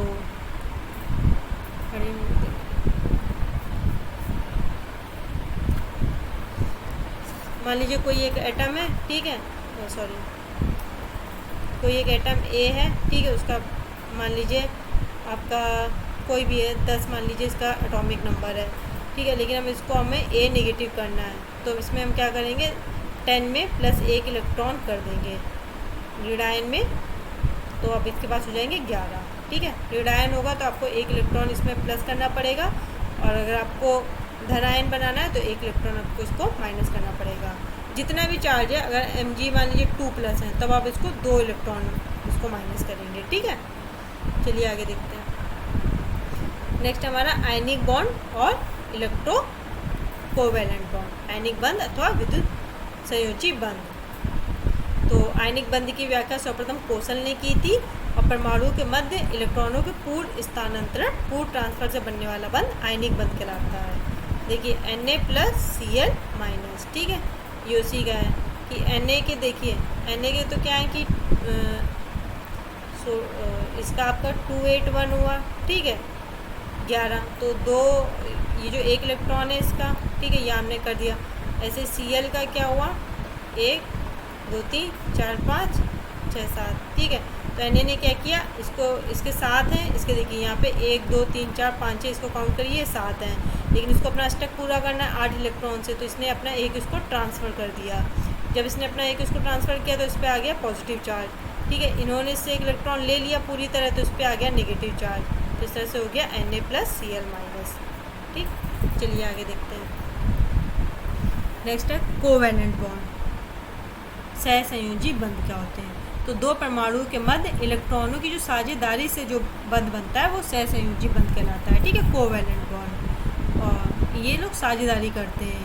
ठीक है, इसमें 2-3 देखिए, single bond, double bond, triple bond. अगर 1 इलेक्ट्रॉन की साझेदारी कर रहे हैं तो सिंगल बॉन्ड, 2 इलेक्ट्रॉन की साझेदारी कर रहे हैं तो डबल बॉन्ड, 3 अगर इलेक्ट्रॉन की साझेदारी कर रहे हैं तो ट्रिपल बॉन्ड। ठीक है, चलिए आगे देखते हैं। फिर हमारा आता है हाइड्रोजन बॉन्ड। तो एक हाइड्रोजन परमाणु तथा एक विद्युत ऋणात्मक परमाणु जैसे नाइट्रोजन, ऑक्सीजन और फ्लोरीन के बीच लगने वाला आकर्षण बल है। देखिए, ये हाइड्रोजन परमाणु हुआ, ये ऑक्सीजन परमाणु हुआ, इनके बीच जो ये भी मतलब H2O है, ये भी हमारा एक वाटर का मॉलिक्यूल है। ठीक है, इनके यहाँ पे H के बीच, यहाँ पे O। ठीक है, वही लिखा है, एक हाइड्रोजन का परमाणु हो, ये देखिए हाइड्रोजन का परमाणु हो, और या फिर एक जो ऋणात्मक परमाणु नाइट्रोजन, ऑक्सीजन है फ्लोरीन में, तो इसमें देखिए ऑक्सीजन वाला हमने लिया, इनके बीच जो बॉन्ड बन रहा है वो बन रहा है हाइड्रोजन बॉन्ड। चलिए आगे देखते हैं। फिर आता हमारा वॉन्डर वॉल्स या आकर्षण बल। तो अणुओं के जो बीच लगने वाला आकर्षण या ये एक प्रतिकर्षण बल है और यह सहसंयोजक तथा आधुनिक बल से भिन्न बल है और सामान्य रासायनिक बंधों की तुलना में ये दुर्बल बल होता है। वीक मतलब फोर्स, वीक बल है ये। चलिए आगे देखते हैं। फिर हम पढ़ेंगे आगे रासायनिक अभिक्रियाएं। केमिकल रिएक्शन, चलिए देखते हैं केमिकल रिएक्शन कितने प्रकार की होती हैं।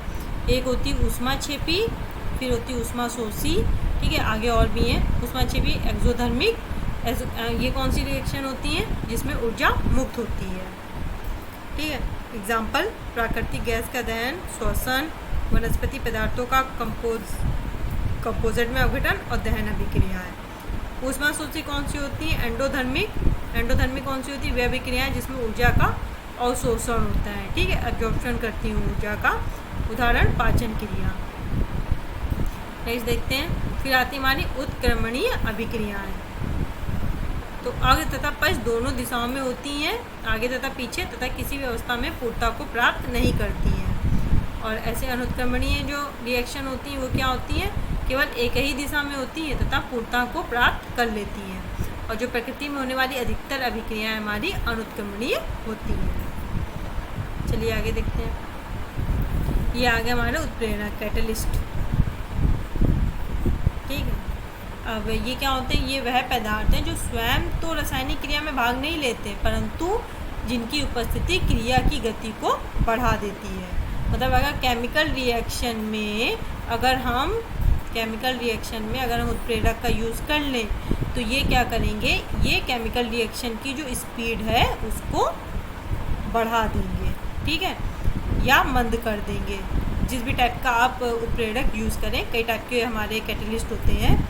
अब जैसे ये देखिए, यहाँ पे KClO3 को गरम कर रहे हैं तो 360 डिग्री सेल्सियस पे हमने इसको गरम किया, तब ये इसमें डिवाइड हुआ 2KCl + 3O2। लेकिन अगर हम इसमें ये MnO2, ये जो कैटलिस्ट के रूप में वर्क कर रहा है, इसका अगर हम प्रयोग करते हैं तो देखिए पहले ये विघटित हो रहा था 360 डिग्री सेल्सियस पे, लेकिन अब ये 250 डिग्री सेल्सियस पे, यानी इसने इसकी स्पीड को बढ़ा दिया, ठीक है। और ये जो बर्जीलियस हैं, इनको उत्प्रेरक का जन्मदाता कहा जाता है और इन्होंने इनकी खोज 1853 में की थी। चलिए आगे देखते हैं। नेक्स्ट है ऑक्सीडेशन, ऑक्सीकरण, और ये अपचयन, रिडक्शन। ये विक्रिया क्या होती है, ठीक है। अब ऑक्सीकरण और रिडक्शन में देख लेते हैं डिफरेंस क्या होता है। अब किसी पदार्थ का ऑक्सीजन या अन्य ऋण विद्युत तत्व के साथ जुड़ना ऑक्सीकरण कहलाता है। अब ये देखिए मरकरी है, ये ऑक्सीजन के साथ जुड़ रही है, तो यहाँ हम बोल रहे हैं कि ये ऑक्सीकरण की रिएक्शन है, ठीक है। अपचयन में क्या होगा? इसमें ये किसी पदार्थ में से ऑक्सीजन या अन्य ऋण तत्व का बाहर निकलना, ठीक है। अब यहाँ देखिए 2ZNO में जो ऑक्सीजन है ये बाहर निकला है यहाँ पे, तो ये हमारी रिडक्शन की प्रक्रिया हो गई। आगे इसी में देखें ऑक्सीकरण क्या होता है। हमारा जो ऑक्सीडेशन होता है, किसी पदार्थ में हाइड्रोजन या किसी धन विद्युत तत्व का निकलना। अब हाइड्रोजन का निकलना है, ठीक है। अब देखिए यहाँ CH4 है, 2O2। अब इसमें देखिए, इसमें से हम हाइड्रोजन, ये हमारा अलग हुआ, ठीक है, तो ये हमारी हो गई ऑक्सीडेशन। और इसमें क्या होगा? हाइड्रोजन का जुड़ना, ठीक है। अब ये देखिए H2 में I2 जुड़ा, 2HI बना। नेक्स्ट हमारा किसी तत्व की संयोजकता में वृद्धि होना, ठीक है, जो हमारी वैलेंसी है उसमें इंक्रीज होना, ये हमारा ऑक्सीकरण कहलाता है। यहाँ पे फॉस्फोरस की जो वैलेंसी देखिए 3 है, यहाँ पे फॉस्फोरस की जो वैलेंसी है वो 5 है। और किसी तत्व की संयोजकता में कमी होना, ये अपचयन कहलाता है, ठीक है। यहाँ SnCl4, यहाँ ये जो Sn है इसकी जो वैलेंसी है 4 थी, लेकिन यहाँ पे Sn की वैलेंसी 2 है, ठीक। चलिए आगे देखते हैं। नेक्स्ट आती है हमारी रेडॉक्स अभिक्रिया। रेडॉक्स अभिक्रिया में क्या होता है कि ऑक्सीकरण और अपचयन दोनों होते हैं। ये देखिए ये एक रिएक्शन है, ठीक है, Fe + O2। अब इसमें देखिए ये हमारा हुआ रिडक्शन, ठीक है, ऑक्सीजन का। अभी हमने इसमें क्या देखा था रिडक्शन में कि ऑक्सीजन या अन्य पदार्थ का बाहर निकलना, ठीक है। और ये हमारा हुआ Fe का, यहाँ पे हुआ ऑक्सीडेशन, ठीक। इसमें दोनों हो रहा है। नेक्स्ट हम पढ़ेंगे अम्ल, क्षार एवं लवण, एसिड, बेस और सॉल्ट के बारे में। ठीक, चलिए देखते हैं अम्ल और क्षार क्या होते हैं। जो हमारे अम्ल होते हैं वो अम्ल जलीय विलयन में घुलने के पश्चात हाइड्रोजन आयन देते हैं, जबकि जो क्षार होते हैं वो जलीय विलयन में घुलने के पश्चात हाइड्रोक्साइड आयन देते हैं, OH माइनस। ये क्या देते हैं, H प्लस। जो अम्ल होता है इसका मान pH जो होता है वो 7 से कम होता है। इसमें क्या होता है, क्षार में pH जो होता है वो 7 से अधिक होता है। अम्ल का स्वाद खट्टा होता है, यहाँ पे जो स्वाद होता है थोड़ा कसैला होता है। अम्ल जो होता है वो नीले लिटमस पेपर को लाल कर देता है। या क्षार जो होता है वो लाल लिटमस पेपर को नीला कर देता है। चलिए आगे देखते हैं। अगर हम लवण पढ़ें, सॉल्ट, तो अम्लीय गुण से हाइड्रोजन की पूर्णता अथवा असंता स्थानांतरण के द्वारा लवण का निर्माण होता है। और अम्ल और क्षारक की अभिक्रिया के फलस्वरूप बना दूसरा यौगिक जो होता है वो लवण कहलाता है। लवण के कारण टाइप देखें, कई टाइप होते हैं, लेकिन अभी हम 2 टाइप के बारे में ही देखेंगे, कॉमन सॉल्ट और एसिडिक सॉल्ट में। सामान्य लवण, अम्लीय लवण में जो हमारा सामान्य लवण होता है उसका निर्माण किसी अम्लीय अणु से हाइड्रोजन परमाणु के पूर्णता स्थानांतरण द्वारा होता है। एग्जाम्पल NaCl, ठीक है, ये नमक का जो है। और जो अम्लीय सॉल्ट होगा हमारा, अम्लीय लवण में एक या एक से अधिक स्थानांतरण योग्य हाइड्रोजन परमाणु बने रहते हैं। इसका एग्जाम्पल क्या होगा, NaHSO4, NaHCO3 और NaHPO4।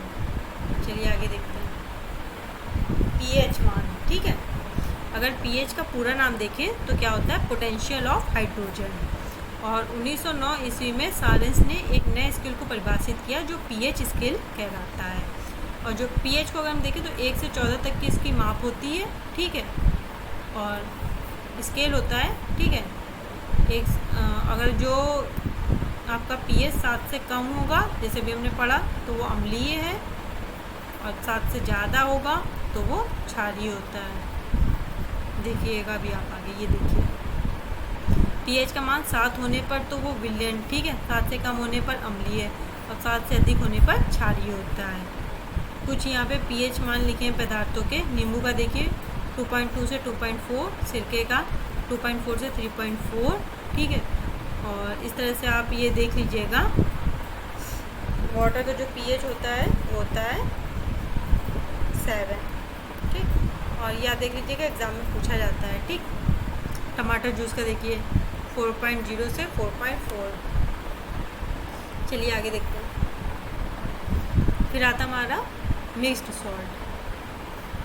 तो मिक्स्ड सॉल्ट क्या होता है, एक अम्ल के 2 क्षारों या एक क्षार के 2 अम्लों द्वारा उदासीनीकरण पर प्राप्त होते हैं। मिक्स्ड सॉल्ट का एग्जांपल है CaOCl2।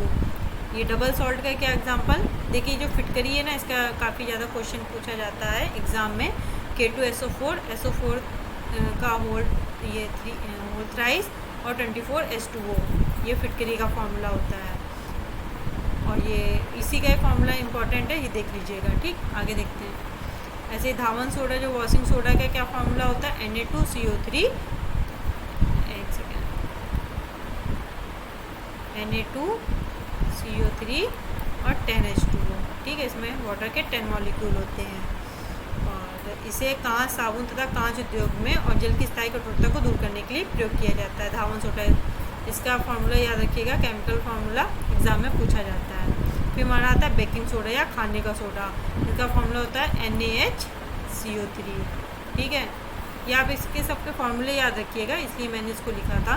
विरंजक चूर्ण, ब्लीचिंग पाउडर का क्या फार्मूला होता है, CaOCl, या इसको ऐसे लिखते हैं CaOCl2, ठीक है। कपड़े उद्योग में, कागज उद्योग में, लकड़ी के व्यंजन में तथा सूत और लैलिन के व्यंजन में प्रयोग किया जाता है। और पेयजल के शोधन में भी प्रयोग किया जाता है ब्लीचिंग पाउडर। चलिए आगे देखते हैं। प्लास्टर ऑफ पेरिस, ठीक है, काफ़ी इंपॉर्टेंट है। इसका भी फॉर्मूला ये देखिए, CaSO4 1/4H2O, और इसे जिप्सम को गर्म करके प्राप्त किया जाता है। जो जिप्सम होता है हमारा, इसका फॉर्मूला होता है CaO4SO4 2H2O। इसको जब हम गर्म करेंगे तब हम ये प्लास्टर ऑफ पेरिस का फॉर्मूला उसको प्राप्त करेंगे। ये एक सफ़ेद चूर्ण है जिसमें जल में मिलाने पर यह कठोर ठोस पदार्थ जिप्सम में परिवर्तित हो जाता है। प्लास्टर ऑफ पेरिस का यूज़ कहाँ होता है? टूटी हुई हड्डियों का प्लास्टर करने में, ठीक है, याद रखिएगा। चलिए आगे देखते हैं। फिर हमारा आता है कॉपर सल्फेट। कॉपर सल्फेट को हम नीला थोता भी कहते हैं और इसका फार्मूला होता है CuSO4.5H2O। ये याद रखिएगा, CuSO4.5H2O। चलिए आगे देखते हैं। चूना, ठीक है, चूना लाइम जिसको रासायनिक जिसका कैल्शियम ऑक्साइड है, ठीक है, जिसे बिना बुझा चूना या क्विक लाइम भी कहते हैं, और सीमेंट, कांच आदि के निर्माण तथा अमोनिया व अल्कोहल को सुखाने के लिए प्रयोग में लाया जाता है। चलिए आगे देखते हैं। नेक्स्ट हम पढ़ेंगे तत्वों का आवर्ती वर्गीकरण, ठीक है, पीरियोडिक क्लासिफिकेशन ऑफ एलिमेंट्स। चलिए देखते हैं। अगर हम देखें कि हमें क्लासिफिकेशन या वर्गीकरण की ज़रूरत क्यों पड़ी, तो आप देखिए कि इसमें क्या लिखा है कि तत्वों को सुव्यवस्थित ढंग से पढ़ने के लिए तथा उनके अध्ययन को आसान बनाने के लिए हमें ये वर्गीकृत किया गया। सबसे पहले हम देखेंगे डॉबराइनर के त्रिक, ठीक है। इनका क्या था कि इन्होंने तत्वों को उनके बढ़ते हुए परमाणु भार के अनुसार, ठीक है, इनको क्रम में लगाया और जो 3 तत्वों के समूह इन्होंने प्राप्त किए जिसे इन्होंने त्रिक कहा। और त्रिक के मध्य जो तत्व है उसका परमाणु भार अन्य दो तत्वों के परमाणु भार का मध्य होता है। ये देखिए कैल्शियम, स्ट्रोंशियम, बेरियम। तो जो स्ट्रोंशियम जो मिडल वाला है ये आपका ये कैल्शियम, और इसका ये बेरियम के जो अगर हम इसका एवरेज निकालें 40.1 प्लस 137.3 डिवाइड बाई 2 तो ये आएगा 87.6 के, ठीक है। वही चीज़ लिखी है कि इनका जो बीच वाला जो है त्रिक के जो मध्य वाला है वो अन्य दो के औसत जो होता है उसके इक्वल होता है। चलिए आगे देखते हैं। इसकी क्या लिमिटेशन थी, सीमाएं थी।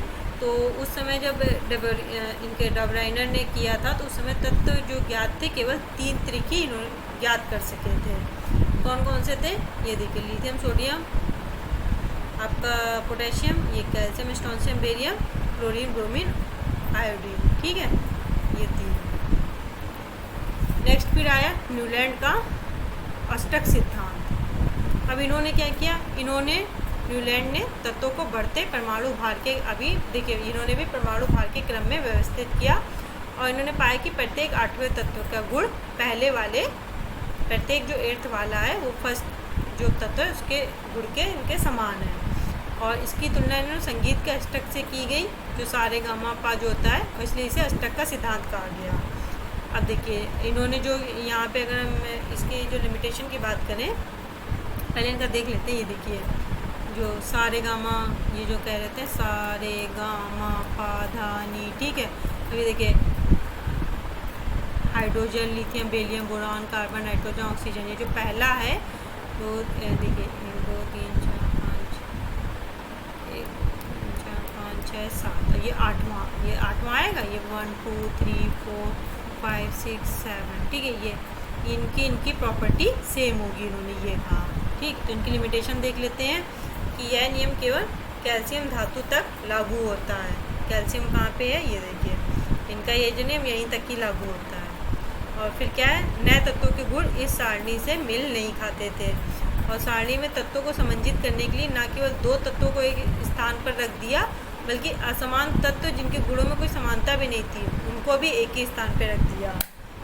ये देखिए कई तो इन्होंने, देखिए कोबाल्ट, निकेल, ठीक है, यहाँ पे इसको देखिए इन्होंने साथ साथ रख दिया। ये इनकी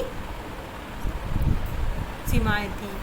फिर हम पढ़ते हैं मेंडलीव की आवर्त सारणी, ठीक है। इन्होंने क्या किया, इन्होंने तत्वों के भौतिक तथा रासायनिक गुण इनके परमाणु द्रव्यमानों के आवर्त फलन है, ठीक है, इनके हिसाब से। और मेंडलीव की आवर्त सारणी तत्वों के रासायनिक गुणधर्मों पर आधारित है। इसमें 8 ऊर्ध्वाधर स्तंभ जिन्हें समूह कहते हैं तथा 7 ये आपके 36 पंक्तियाँ जिन्हें आवर्त कहते हैं, ठीक है। इसको इन्होंने समूह तथा ये आवर्त। अभी आगे देखते हैं मेंडलीव की आवर्त सारणी। देखिए मेंडलीव की आवर्त सारणी की कुछ इनकी जो उपलब्धियाँ थी वो क्या थी कि इन्होंने अज्ञात जो तत्व अभी उस टाइम तक जो तत्व ज्ञात नहीं हुए थे उनके लिए इन्होंने स्थान छोड़े, जैसे स्कैडियम, गैलियम तथा जर्मेनियम, और समान गुणधर्म वाले तत्वों को एक स्थान मिल गया। और पिछली जो व्यवस्था को छेड़े बिना ही अक्रिय गैसों का पता लगने पर इन्हें अलग समूह में रखा गया। इनकी जो लिमिटेशन थी वो क्या थी, समस्थानिकों की, जो हमारे आइसोटोप्स हैं जो भी इन्होंने पढ़ा था, जिनके परमाणु क्रमांक सेम होते हैं, उनकी स्थिति स्पष्ट नहीं की। हाइड्रोजन का स्थान निश्चित नहीं था और कुछ तत्वों का परमाणु द्रव्यमानों के अनुसार अनुचित क्रम था। ये इनकी लिमिटेशन थी। देखिए मेंडलीव की ये हमारी आवर्त सारणी थी, ठीक है, जो मेंडलीव ने बनाई थी। देखिए 1 2 3 4 5 6 7 8, ठीक है, 1 2 3 4 5 6 7, ठीक है, ये ठीक है 7 ठीक, आवर्त और समूह। अब ये मॉडर्न पीरियोडिक टेबल है, ठीक है। नेक्स्ट हम पढ़ेंगे मॉडर्न पीरियोडिक टेबल। इन्होंने क्या किया, तत्वों के परमाणु द्रव्यमान की तुलना में उनका परमाणु संख्या अधिक आधारभूत गुणधर्म माना। इन्होंने जो प्रायोरिटी दी वो इन्होंने एटॉमिक नंबर को बोला। अभी तक तो सब एटॉमिक मास पर ही कर रहे थे जितने भी साइंटिस्ट आए, ठीक है। इन्होंने परमाणु संख्या को आधार पे किया। जो आधुनिक आवर्त नियम के अनुसार तत्वों के गुणधर्म उनकी परमाणु संख्या का आवर्त फलन होते हैं, ठीक। आगे देखिए, ये देखिए हमारी ये मॉडर्न पीरियोडिक टेबल। देखिए hydrogen, helium, lithium, beryllium, boron, carbon, nitrogen, oxygen, fluorine, neon, sodium, magnesium, aluminium, silicon, phosphorus, ठीक है, sulphur, chlorine, argon, krypton, argon, potassium, calcium, scandium, titanium, ये आप देख लीजिएगा, ठीक। ये हमारे पीरियड, ठीक है, आवर्त। ये देखिए ग्रुप, समूह, है ना। और ये जो आपके ये एल्कली मेटल हैं, अभी आप देखेंगे ये आपके एल्कलाइन अर्थ मेटल हैं, ठीक है। और ये इनको हम ट्रांजिशन मेटल्स कहते हैं। ये जो हमारे पी ब्लॉक में आते हैं, ठीक है। ये हमारे ये ऐसे जो जिगजैग, ये ऐसे पिंक कलर में गए हैं, इनको हम मेटलॉइड्स कहते हैं, उपधातु जिसको बोलते हैं, ठीक है। और ये जो यहाँ पे ब्लू दिख रहे हैं, ये हमारे अधातु हैं, नॉन मेटल जिन्हें कहते हैं। अब यहाँ पे ये देखिए, ये नोबल गैस, अक्रिय गैस है। हीलियम, नियॉन, आर्गन, क्रिप्टॉन, जेडॉन, रेडॉन, ये काफ़ी इंपॉर्टेंट है, एग्जाम में पूछा जाता है, ठीक है। आपकी नोबल गैसेस या, ठीक है, इनके जो ऑक्टेट मतलब ऑक्टेट होते हैं, ये पूरे कंप्लीट होते हैं। हीलियम, नियॉन, ये तभी मतलब कि कोई भी उसमें केमिकल रिएक्शन में पार्टिसिपेट नहीं करते हैं। ये हमारे लेथेनॉइड्स हो गए, ये एक्टिनॉइड्स हो गए। इसके बाद आप देख लीजिएगा मॉडर्न पीरियोडिक टेबल को। चलिए कुछ इनके वो देख लेते हैं कि गुणों के आधार पे क्या मतलब होता है। तो परमाणु साइज में सबसे पहले देख लेते हैं। तो आवर्त में क्या होता है, ये कम होता है परमाणु साइज, ठीक है। और कारण क्या होता है, प्रभावी नाभिकीय आवेश बढ़ जाता है, जिससे नाभिक एवं इलेक्ट्रॉनों के बीच परस्पर आकर्षण बढ़ता है। फलस्वरूप इलेक्ट्रॉन व नाभिक के मध्य दूरी घटती है। समूह में अगर हम बात करें ग्रुप, ठीक है, ग्रुप में बढ़ता है, ठीक है, परमाणु साइज ऐसे बढ़ता है, ठीक है। ये देखिए ये ग्रुप है हमारा, ठीक है, वही हमारा पीरियड था, सॉरी, ठीक है। ये हमारा इसमें, और यहाँ परमाणु साइज की अगर हम बात करें, कारण समूह में परिवर्तन, नए कोषों के जुड़ने के कारण बाहरी कोष तथा नाभिक के बीच की दूरी बढ़ती है। धात्विक गुण की बात करें, मतलब जो हमारा मेटलिक जो प्रॉपर्टी है, ठीक है, वो अगर यहाँ देखा जाए, ये आवर्त में, यहाँ समूह में, मतलब ग्रुप, यहाँ पीरियड। अगर आवर्त की हम बात करें तो धात्विक गुण कम होता है, यहाँ समूह में बढ़ता है। अधात्विक जो नॉन मेटेलिक प्रॉपर्टी है वो क्या होती है, आवर्त में बढ़ती है और यहाँ समूह में कम होती है। चलिए आगे देखते हैं। अभी हमारी मेंडलीव की आवर्त सारणी और मॉडर्न जो आवर्त सारणी है उसमें कुछ डिफरेंस है। ये देखिए इन्होंने क्या किया, ये तो परमाणु भार जैसे आपको पता ही है उसके क्रम में लगाया, इन्होंने परमाणु क्रमांक के क्रम में लगाया। और इसमें देखिए कुल 9 वर्ग हैं, इसमें 16 वर्ग हैं, ठीक है। इसमें आवर्त सारणी में धातु तत्वों के बीच स्पष्ट विभाजन रेखा नहीं है, लेकिन इसमें क्या है, धातु एवं धातु के साथ साथ अलग अलग है और इसके बीच स्पष्ट विभाजन रेखा खींची गई है, ठीक है। तो इस तरह से ये इनके डिफरेंस है। चलिए आगे देखते हैं। नेक्स्ट हम पढ़ेंगे धातु, अधातु तथा उपधातु के बारे में। तो मेटल और यहाँ हुआ नॉन मेटल। मेटल जैसे आपको पता ही है, धातु जो होती है वो ऊष्मा तथा विद्युत की सुचालक होती हैं, और जो अधातु होती हैं वो सामान्य जो तापक्रम पर ठोस तथा गैस में के रूप में होती हैं, जैसे गंधक जो होती है, ब्रोमीन, ऑक्सीजन। ठीक है, गंधक ठोस हुई, ब्रोमीन द्रव हुई, ऑक्सीजन हमारी गैस है। जो धातु होती है वो अपारदर्शी होती है और पीटने में प्रायः टन की आवाज़ करती है। अधातु क्या होती है, जैसे आयोडीन, ग्राफाइट और कार्बन के क्रिस्टलीय स्वरूपों को छोड़कर किसी भी अधातु में चमक नहीं होती है।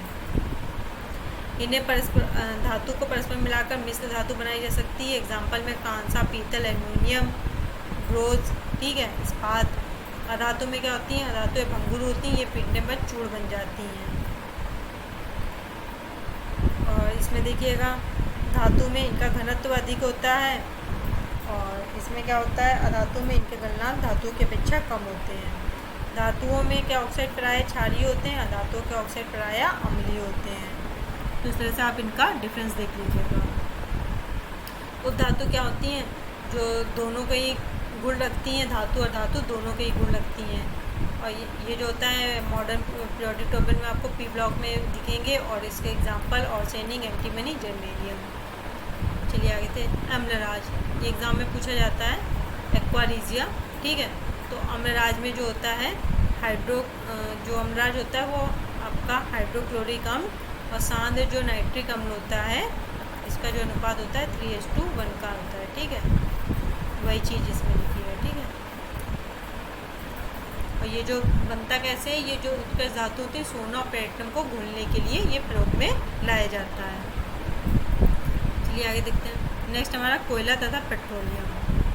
अगर इसका पढ़ें तो हमारे जो नेचुरल रिसोर्सेज होते हैं, तो प्राकृतिक स्रोत ये प्रकृति से प्राप्त किए जाते हैं। प्रकृति से क्या क्या, देखिए वायु, जल, मृदा, खनिज, प्रकाश, ये 2 प्रकार के होते हैं हमारे जो प्राकृतिक natural resources, renewable natural resources और नॉन रिन्यूएबल, नवीकरणीय और अनवीकरणीय। नवीकरणीय क्या होगा, जो हमारे रिन्यूएबल होंगे प्रकृति में असीमित मात्रा में उपलब्ध होते हैं। एग्जाम्पल जिन्हें मतलब कभी भी समाप्त नहीं होते, वायु, प्रकाश। और जो नॉन रिन्यूएबल होगा ये प्रकृति में सीमित मात्रा में होते हैं। एग्जाम्पल जिनको मतलब जिनके प्रयोग से ये समाप्त हो जाएंगे लगातार प्रयोग से। एग्जाम्पल खनिज, कोयला, पेट्रोलियम, प्राकृतिक गैस। नेक्स्ट देखते हैं जल, वायु तथा उनका प्रदूषण। अगर हम वायु की बात करें, एयर की, तो ये विभिन्न गैसों का समांगी मिश्रण है। वायु के संगठन की बात करें तो उसमें 78% नाइट्रोजन, 21 नाइट्रोजन, ऑक्सीजन। ठीक है, 78% आपका नाइट्रोजन, ऑक्सीजन 21%, और तथा ये जो 0.03 से 0.05% कार्बन डाइऑक्साइड। ठीक, और इसका घनत्व समुद्र तल से विभिन्न ऊंचाइयों पर भिन्न भिन्न होता है तथा विभिन्न परतें इसमें पाई जाती हैं वायु की। चलिए आगे देखते हैं। ऑक्सीजन की अगर हम बात करें तो ऑक्सीजन की खोज सीले ने की थी, आपको पता ही है, O2, और यह प्रकाश संश्लेषण में काम मतलब उसके जो प्रक्रम में उत्पन्न होती है। ये एक रंगीन, गंधहीन, उदासीन गैस है, और ये अज्वलनशील होती है परंतु जलने में सहायक होती है।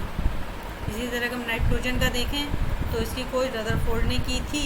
यह एक रंगीन, गंधहीन, अज्वलनशील तथा अविशैली गैस है तथा वायुयान के टायरों को भरने के लिए प्रयोग की जाती है। वाटर की अगर हम बात करें H2O, तो यह एक सार्वजनिक विलायक है तथा शरीर के तापमान को संतुलित रखता है क्योंकि विशिष्ट ऊष्मा उच्च होती है। इसका जो क्वथनांक होता है 100 डिग्री सेल्सियस और जो गलनांक होता है वो 0 डिग्री सेल्सियस। जो बर्फ़ का घनत्व होता है जल की अपेक्षा कम होता है, इसी वजह से जल पर तैरने लगती है। 2 टाइप के अगर हम वाटर की बात करें, सॉफ्ट वाटर, हार्ड वाटर। तो जो हमारा सॉफ्ट वाटर है वो साबुन के साथ आसानी से झाग देता है, जो हमारा हार्ड वाटर, कठोर जल है, वो साबुन के साथ झाग नहीं देता है। ठीक है, आगे देखते हैं भारी जल। ठीक है, हैवी वाटर की अगर हम बात करें, इसका फॉर्मूला होता है D2O, ड्यूटेरियम ऑक्साइड। ठीक है, और ये हाइड्रोजन का एक समस्थानिक है, इसका अणुभार 20 है। तो इसका प्रयोग आप देखेंगे नाभिकीय रिएक्टर में मंदक के रूप में तथा हाइड्रोजन एवं इसके यौगिकों की अभिक्रियाओं की क्रियाविधि के अध्ययन में किया जाता है। तो गाइस यहाँ पे ये केमिस्ट्री वाला आपका पूरी क्लास ख़त्म हो गई। तो अगर आपको ये वीडियो अच्छा लगे तो please subscribe my channel and also like and share this video. Thank you guys.